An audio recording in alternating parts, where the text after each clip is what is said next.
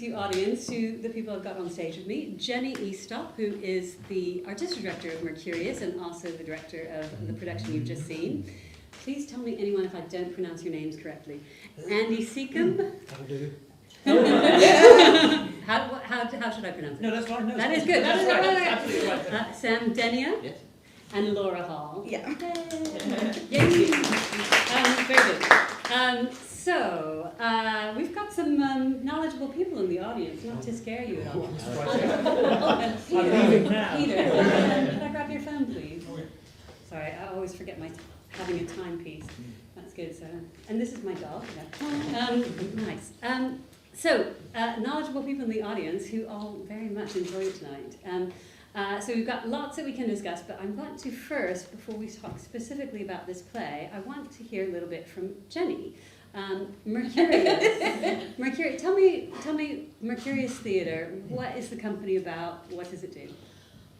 Oh, that's a very good question. I'm not sure I've got a very good answer, or an answer at all. I suppose I set Mercurius up 9 years ago in 2012, simply because I actually set it up with 3 graduating actors from a drama school that I worked at, because we all wanted to create work, and we were finding it. I was finding it frustrating. I'd been directing a long time, and I was finding it frustrating trying to get on the productions that I wanted to get on, and they were just graduating and thinking, what are we going to do? And we'd done a graduation production that we wanted to transfer that we didn't get the rights for, and so it seemed like the right time to set up a company. So I suppose I should have a very clever answer about it's about rediscovering unknown classics and exploring new writing. But basically, it's about putting on the productions that I want to do.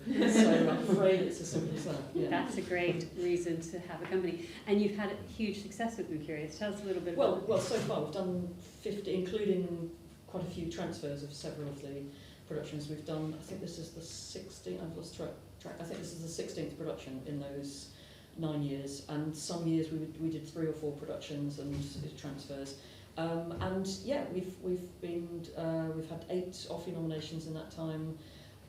We've had lots of lovely reviews. We've had lots of editors' choices for things. So far, it seems to be going from strength to strength. So this is a really straightforward question. I always forget to ask, but Mercurius, what's the meaning of the name?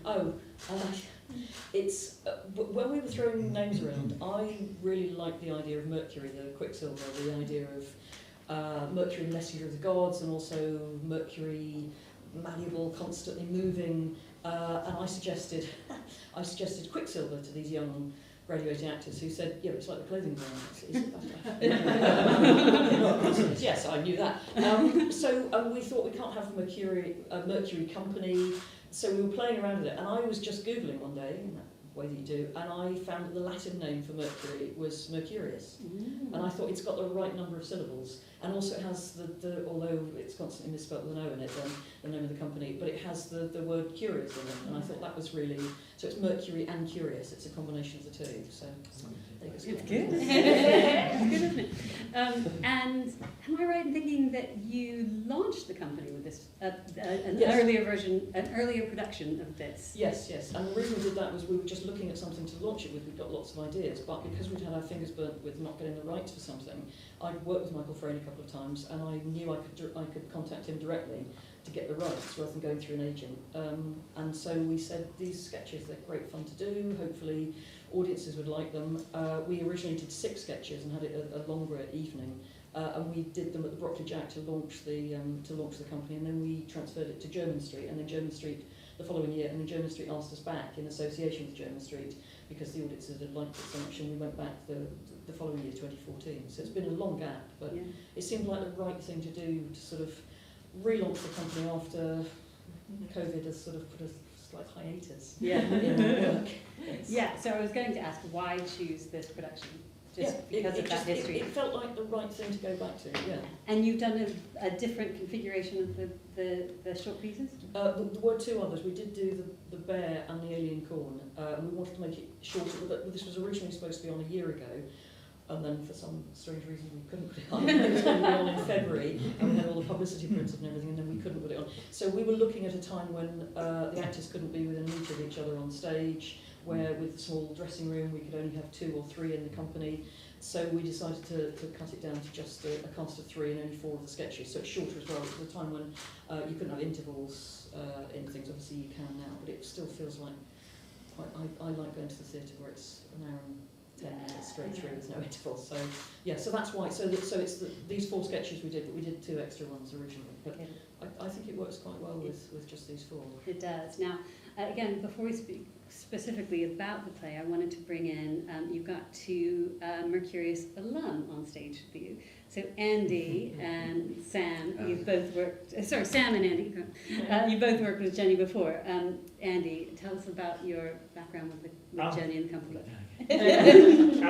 Yeah, I was, we first met when I was, I'd given up the business really. I was living in Cornwall and I was writing, and I was sitting in my shed writing, and I had an agent, but I hadn't been doing very much at all. I did the odd voiceover bits of radio and stuff, and she came through and she said, "There's this play, this play, and it's Scottish." And I said, "I can't do a Scottish accent." She said, "No, go up for it and see." And so then she's a great, really nice company. She's very sweet, Jenny. Jenny Eastop. Go and meet her. All right. So I travelled up. It's 5 hours from Cornwall. So I travelled up on the train. And I wasn't expecting very much, and I'd been practicing my Scottish accent. And I got in the room, and there was Jenny and Ben. It was Ben, yeah, Ben. No, who's since become a friend. And we laughed. We sort of hit it off and just laughed a lot. And I gave her my Scottish accent, and she didn't laugh too much at that. She did say, "You do realise the rest of the company are all Scottish." And I thought, oh, God. So she went away and thought about it, and then came back and said, "Yes, we'd like you to do it." And then, of course, I had to do it. It was a production called Mr. Gilly, and I played the lead, who was a sort of he's been downtrodden by life, but the character admitted.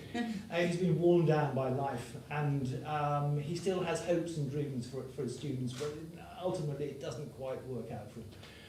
And it was a really lovely play, and a really nice piece. It was originally played by Alistair Sim in the West End, many years ago, written by, I forgot his name, James Bridie. James Bridie, who was a big name at one time, sadly not anymore.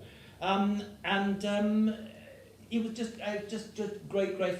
It was one of the nicest rehearsal processes and sort of the best time on stage I think I've just about ever had. It was just, I loved it, absolutely loved it. Sadly, it didn't go on. But yeah, and after that, she's asked me to sort of go back and do various bits and pieces. So I've done the old favour. I say, all right, I'll sort that out for you. So clearly you've got a great working relationship. Oh yeah. And then, Sam, you were in a piece with Jenny Yes. just before lockdown, I guess. Yes. We were doing a graduation show in 2019, just before COVID, and it was around the world in 8 days. And we loved it so much, didn't we? We did.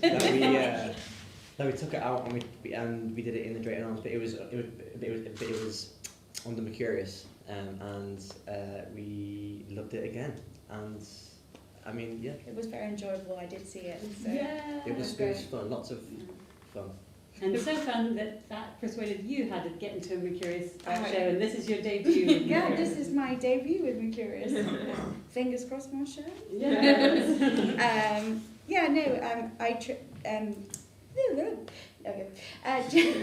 Jenny taught me at drama school, and then you were putting on the vaudevilles, Chekhov vaudevilles, and asked me to audition, and then now I'm here. And it does seem to me, with these 2 young actors in particular, quite a nice link with what you said at the beginning, Jenny, about why you founded the company, to work with graduates and.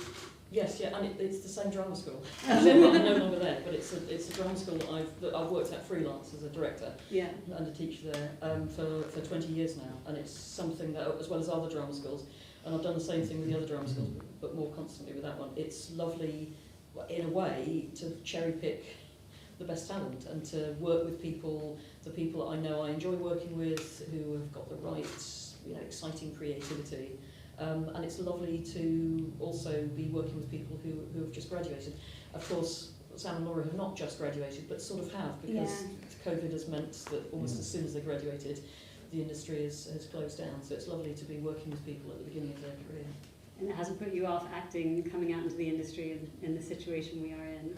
It's Working more, with me. no, that's true. I'm never coming back, Andy.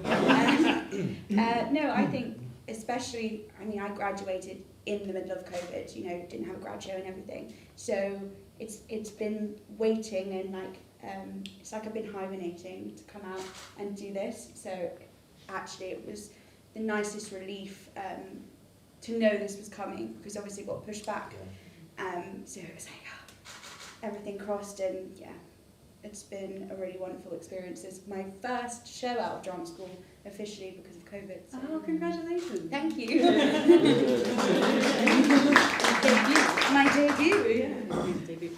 Okay, so this is your one question warning. We're going to go to Hannah, was it? Yes. Okay, well, just a moment, Hannah. But first, how many short stories and vaudevilles in total did Chekhov write? Do you know? Oh, did he write all together? Yeah, do you know? He wrote, these vaudevilles, there's 2 short stories and 2 vaudeville one-act plays. I think he wrote about 250 short stories altogether. He was one of the most prolific short story writers. He said he could write them constantly. Noel Coward and Alan Ayckbourn are constantly held up as people who write, plays really quickly. They had nothing on Chekhov. He apparently wrote The Evils of Tobacco in 2.5 hours. Wow. He constantly changed it throughout his life, but he just let them. He said he was like the oil fields of Baku. Which obviously meant a lot at the time. But yeah, they just poured out of him the short stories, and the vaudevilles as well. I don't know exactly how many of the one-act farce plays he wrote, but a huge number. That's amazing. Yeah. And have any of you read any others apart from the ones that you performed this evening? No. Andy? No, I've read some of Chekhov's short stories, by no means all, but no, not the vaudevilles. No. And did you have kind of preconceptions about what Chekhov was before you did this, and has being in this production challenged them at all? I think it's easy to go into Chekhov thinking it's, especially with the long plays, even though Chekhov said that his plays that he wrote were meant to be funny, a lot of the longer plays are performed quite seriously now. I guess it's just the style it's taken on. So there is that idea of, Chekhov, it's deep and dark and have to go into your inner being. Whereas as soon as I read the scripts for the vaudevilles, I was like, this is funny, this is hilarious. So in that sense, it changed that idea of Chekhov being serious, and I guess goes back to what he would say about himself, that he's very funny. Yeah. Anyone else want to add to that? Change your view on Chekhov? No, I've never done Chekhov professionally except until now, because I did it at drama school, but seagull, I think. I was wrestling with a seagull. Bigger seagull is. Yeah. It's actually quite a funny scene. She comes in. We got a few gags out of it at drama school. That was a long time ago. And Chekhov kind of went out of favour for a long time, and so I haven't done any of his sort of major plays. Sadly. Well, I think we're going to hear more from you all on Chekhov, I bet. Hannah, what's your question? I had a question for Jenny. Hello, Jenny. What your approach to directing these shorter plays, did it vary very much from directing like a full-length Chekhov play? And did you have a preference for which you enjoyed more? No, I don't have a different approach to a full-length Chekhov play, because I think that the heart of these is very real situations with real characters. And you have to, although they're farcical, although they're ridiculous in how driven by a sense of self-worth the characters are, and by panic, it has to be truthful. It has to be about those characters. That's the most important thing to them. And the argument in the proposal about the field, who owns the fields, has to be, of life-threatening values to them. So no, exactly as has been said about Chekhov's plays, I think they need to be treated with a lightness of touch. I wouldn't say they're certainly not farces, but it is about the ridiculousness of life, and everybody's individual tragedy is about how important their life is and how ridiculous what's driving them is to anybody else. So no, I think it's very important to comedy. A lot of comedy is about the energy and the tension in it, not about how ridiculous it is for the people in it. Yeah. So, Which other Chekhovs have you directed? Oh, I've directed Three Sisters. I've directed Cherry Orchard.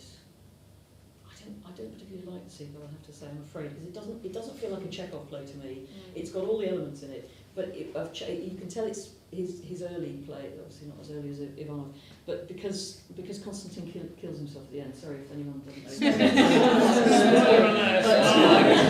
Sorry. Never need to go and see. Sorry. But yeah, it's any other Chekhov afterwards, Constantine would have to live with what's happened and we have to just get on with it. So I've never directed, and Uncle Vanya, yes, I've directed, yes. Yeah.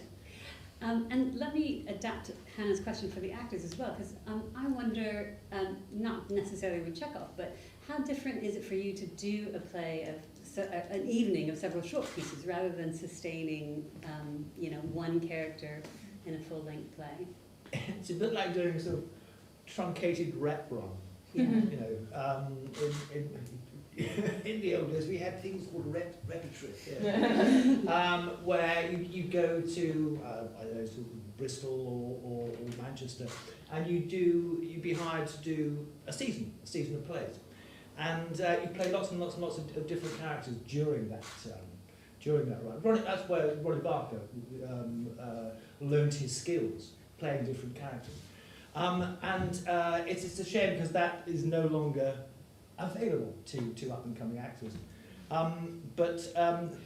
it was. I loved it. I was lucky enough. I did weekly rep in Frinton, which was a bit of an eye-opener. Straight out of drama school to weekly rep. But wow, what a schooling! You're playing a murderer one week. Next week you're playing the vicar. It was great, and you learn to adapt. And you learn to sort of grab bits of various characters. I mean, we all actors they store away bits of somebody's walk, or the way somebody sort of is reading a book on a train. Oh, I like the way I like the hair. So you sort of add all these bits and pieces, and if you're playing lots of different characters, they come out of this primordial soup in your brain and emerge into some sort of a different character, and I mean, this is. I mean, I'd say none of these characters are incredibly deep. I mean, but at the same time, one's approach is always to be truthful to the interior of dialogue of the character.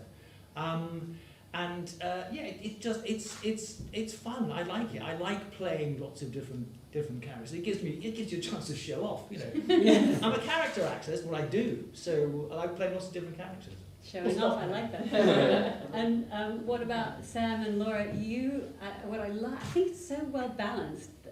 The opening play and the closing play, particularly in terms of how the characters you're playing interact with one another. Like you're killing each other off in each, right? Aren't you? Trying to.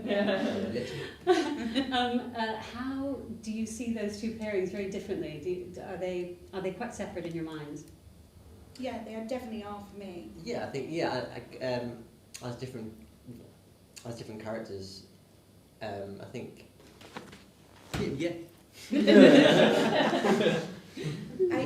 I feel like they're stored in my brain in different places, in a way, and we spend so long beefing out the characters that I'm like, oh no, but that's Mariskina and that's Natalia. Like there's no bleeding in between them because we've worked so long on them in isolation, and even just putting on the costumes, you instantly like, oh, this is who I am. Yeah. And I'd say your characters are quite very distinctly different. Yeah, and and stuff. And we have 2 plays in between, so that's pretty easy. Yeah. So there's a good buffer. Okay, other questions? Yes. Hi guys, I really enjoyed it. First things first, you guys did an amazing job, and particularly for you actors. I mean, please excuse me, you may well have done something before this even, but with COVID and the theatres closing and the whole acting industry kind of going, a bit peaked on, how was it kind of bouncing back into this and having a Chekhov play to do? Which you would say, was the script, did you find it particularly difficult, or was it, joy for joys? How was it working amongst this group, this casting with Jenny and everyone else in between? I mean, was it easy, or actually? I think for me, only for me, I did find it quite hard. I think it was a lot of the stuff that I'd learned in drama school just sort of went, and Jenny was like, no, come on, come on, and yeah, so I think it was a bit of a gear change. Yeah. And yeah, it was quite tough, and it was good fun to get back into it. Yeah. Personally. How did you keep your skills? How did you keep developing your skills during all the lockdowns? It was hard. Just did a bit of gardening. I mean, I did kind of online evening courses and online readings and voiceover and stuff. So in a sense that helped, but it's completely different to performing with someone in a room, because you get very used to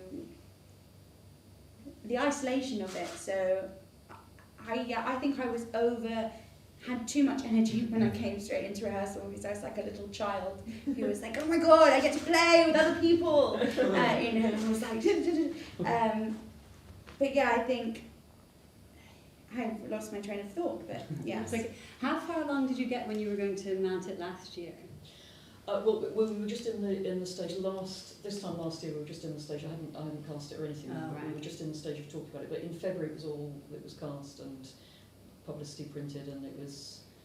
I can't remember how close to it actually happened. We were going to start rehearsals in January, weren't we? And I think it was just before Christmas, wasn't it? When we knew, it wasn't long before when we knew. So you hadn't started rehearsing. Did you do hadn't any started rehearsing, Zoom but I think rehearsals? we were even thinking of starting rehearsals and seeing what happened, and then just before rehearsal started. So it was only a couple of weeks before rehearsal started that we knew we couldn't do it in February. So, and you didn't, so in this case, you didn't have to do any Zoom rehearsals? No. Although it was constantly touch and go, and that's the trouble. We did do Zoom auditions. It was auditions over Zoom. Yes. We did a Zoom together during the last yes, lockdown. yes, A Zoom Q&A. yeah. It's much better in person, isn't it? So much better. Does that answer your question? Yes. Yeah, Really great. great. Was there another question? Yes, here. Yeah, I guess, I would second your point. It was just joyous to watch you all having such fun. It's lovely when you see people having fun on stage, so thank you for that. I suppose my question is, were there any big surprises that came up for you during this process? Was there any expectations you had going in that you realised in the room that you had to let go of, or that came up? Sorry if that's a thorny question. No, I don't suppose. I mean, you read the script before you take the job, so you kind of know what's. I mean, for me, it was a known quantity, because I've worked with Jenny for years, and so I was sort of walking into it's like sort of like an old friendship, and we agree on most things, don't we? So there were no sort of disagreements about how to play certain things, especially the big monologue. No, I mean, it was so nice to get back to work, because that's why we do it. You do it to it's fine. Telly's fine, and filming is fine. Filming can be quite fun, but theatre is where it's really at for most actors, because it's about that instant communication with an audience. And this is the first thing I've done on stage for 2 years. So I was quite nervous before we opened. I didn't think you rehearse it, God, I've done this a million times. You get to it first night, oh my God, why do I do this? Why am I doing this? Well, I'm going to interrupt actually, and sorry to come in here, but there was one thing that you all said during rehearsals that did take you by surprise. And that was, having read it and having come into it, was how difficult it was to learn the lines. Oh yeah, yeah. These plays are deceptively complicated. Very, Particularly something like The Proposal, because it goes round and round, and each of the characters has a very distinctive voice and way of speaking, which is really complicated. And I think at some point you all said this is surprisingly difficult to learn the lines, because it's very, and it has to be so accurate. And on top of that as well, getting the names of the dogs around the right way. And Sasha and Dasha. Yes. Yeah. He does want to complicate the naming. Yeah, I mean, he wants to call everyone the same name, or variations. And I always have trouble with the long Russian names anyway. I can't actually tell you what any of your characters are called. long names. I'm like, just completely out of my head. That was a good question. I just love watching these tonight. If we're all theatre goers here, let's be honest, we've all been in that situation with the writer, right? Thinking, when is this going to end? Infuriating. Don't know what you mean. That was very good, but not tonight. And I have had a few dog debates with other dog owners. Okay, final audience question. Who's got one more question? Oh, it's a competition. Okay, let's hear them both and we'll decide which is better. Okay, second row. Yeah, I was just going to say, for the actors, quite interested, what was the process? How did you approach your characters? How did you get into them? And was there, did you have any really interesting moments of discovery in the rehearsal process? Things that you were like, ooh, that's really cool. Interesting. Okay, hold on that one. And then what's your question? I had a question for Mercurius, and I wanted to know whether the past 18 months had changed anything in your ranking of the things you wanted to share with people, the thing you wanted to put on stage. Maybe the dialogue might have changed with the audience. Okay, hold on a minute. So we are going to answer both of those. But that is quite similar to one of my wrap-up questions, so we're going to come back to you second. So actors first. Yes, so... how did you prepare? How did you prepare? Characters, and did you have any moments in rehearsal that were really interesting to you, or just Well, I don't know. I think mainly for Lomov, it's so physical. In the last one, it's so physical. It's got all these ailments. I think it was really easy to start physically and just go from there. But the rest, I don't. I'm not good. In rehearsal, you always make discoveries in rehearsal. Some things you're not expecting, some things you might not like. But it can be. It's always a very interesting process, because I think most actors approach a character. Well, no, it's not true. Some actors, I'm one of them, approach the notion of rehearsal with an open mind. Because it's not just about you, it's about the company, and it's also about the director's vision and all sorts of other things. So you have to be slightly malleable until you get towards the end of rehearsal. Then you have to put your foot down and say, well, no, I'm doing it this way. Please don't give me any more ideas.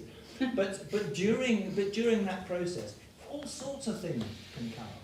I mean, things can come up that you can think, oh my God, that is a brilliant insight into this character. And the next day you think, no, that's absolute rubbish.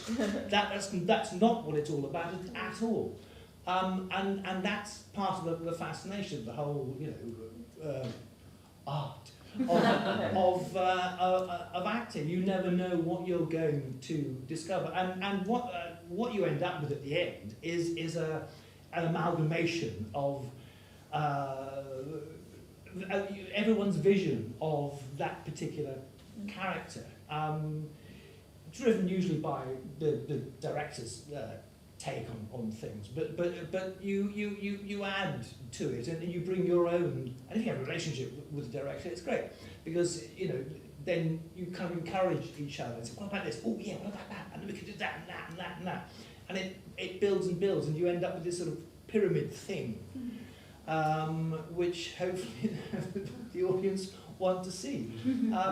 So yeah, I mean, you know, rehearsal is very exciting and always fun because there's always more to discover. And then, of course, once you're on stage and the director can't touch you, you can do whatever you like. But you discover things, the audience tell you things. You think, oh, okay, I can do that. Oh. So at the end of rehearsals, it's really the beginning. It's the end of rehearsals, but it's the beginning of something else. And then, you know, you make more discoveries as you go along. I love that. Do you want to add it? It must be great to be able to work with an actor who's got so much experience. Yeah. He's fantastic. Yeah. To be fair, we did have a conversation at one point, and we were like, are we asking Andy too many questions? Because every time he came in, it was like, so what was this show like? What? Just advice or like a story. I talk a load of rubbish and full of useless, boring stories. But they're very complimentary. I wonder, Andy, is it also exciting for you to work with up-and-coming talent? Yeah, absolutely. You know, I mean, I spent most of my life, well, the past sort of 15 years working with old farts. So no, it's not true. But it's always nice working with sort of up-and-coming talent because it keeps you on your toes. Yeah. You know, they can throw the old curveball. Oh, okay. So you doing that tonight? Great. Yeah. Well, I know we're going to be watching all three of you for many years to come. So now back to the Mercurius question. Jenny, has the past 18 months changed what you want to do and your plans with the company? And I was going to ask, what is next for the company? That's a very interesting question. I suppose, yes, the 18 months, as I'm sure with most of us, has been potentially quite devastating in terms of what is the possibility in terms of income and ability to keep your head above water, etc., etc. But what it's actually made me do, and I think time will tell whether this is actually going to be possible or not, but I'm telling myself it absolutely is it's made me think I'm not going to scrabble around thinking, oh, I could do that tiny little step there. I'm going to go. I've wanted to tour for a long time. We've never toured as Mercurius. I'm determined to do that now. I've started writing, putting together my own shows, and also trying to find writers to bring in a writer to write a show I've got an idea for. And I think, yes, something it's, should I say this? Yes, something that's sort of happened over the last 18 months is my best friend said to me a few months ago, she said, you seem very angry at the moment. And I said, yeah, I think there's an awful lot to be angry about. And I think I've always been very interested, but I've got really passionate about unfairness in society and us not opening up and not being diverse and not being bringing in people, etc., etc. So I feel like 18 months has sort of crushed everybody down, but I've sort of come out of it going, oh, I want to do all of this. So let's see. So I haven't got anything specific that I'm going to say what's next. Apart from that Mercurius is in co-production with S&S Productions, as you did a fantastic interview and Q&A with us earlier on, and that is still very much ongoing, and we've got big meetings next week, etc. So hopefully that's for a very, very interesting new musical. Yes. So hopefully that will be happening. You know, we'll be able to take the next step forward, and that'll be happening soon. But there's lots and lots of projects that I'm really getting very passionate about doing. But let's see. And everything she does is amazing. So you just make sure that you keep following Jenny and Mercurius and all of these guys. Now, most immediately, you have something very exciting happening with this production. You have a special guest coming on Friday. Do they know this? Yes. Okay. What? Special guest coming on Friday night. Prince and Charles. Yes, on Friday. Yes, we've got Michael Frayn is coming to see with Claire Tomerlin, his wife. You know, who's an absolutely amazing biographer, and Michael Blakemore, who is 93 now and is one of the top West End and National Theatre directors. So the three of them are making their way up the stairs and sitting here. And does that put any additional pressure on you guys as performers? No.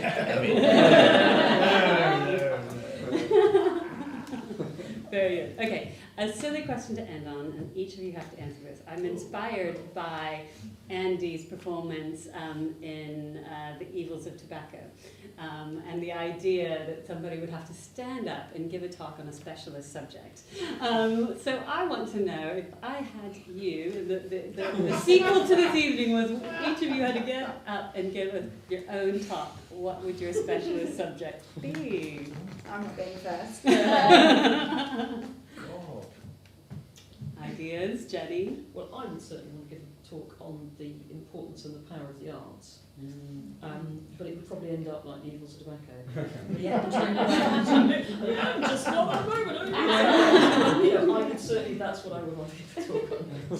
I'd like to give that talk, but I'm not that well informed. So it would be. Oh, that's never said me. I don't know. I could talk on wine. Wine? I could talk on wine forever. Okay. Give me what top wine recommendation? What should we go? What should we have? Put on the spot now. Oh God. Well, I used to have lots of money, you see, and so I used to buy cases of really quite nice wine. Because I haven't got any money anymore, so because I drank it all. The wine, that is. Now, I would sort of. There are lots of. You see, it always used to be France. It also used to be Bordeaux was sort of my sort of big hunting ground. I was just looking for a name. It's not right. Penfolds, American, Australian.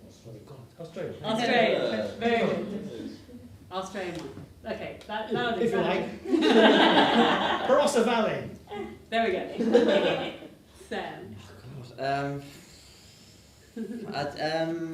Okay, I would like to give a talk on stammering. Yeah.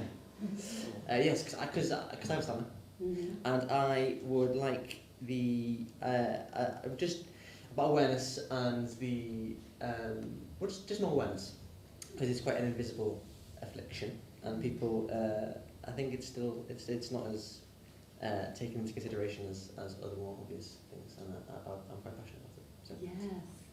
Oh, I've read a bit. Joe Biden Yes. has a stammer. That was massive. I was really happy. Anybody sounds, that was it. Yes, and he's helped so many young people with stammers. But does performing affect? Because I didn't notice stammering at all in your performance. Is that something separate? Yeah, I think being a character helps. I think that's also why I liked acting so much, because it sort of it just went away when I was acting, and I wanted it to go away. So as a character, it helps to get rid of it. Amazing. I would love to hear that talk. Let's give it. I would love that. That would be great. Laura. I can't.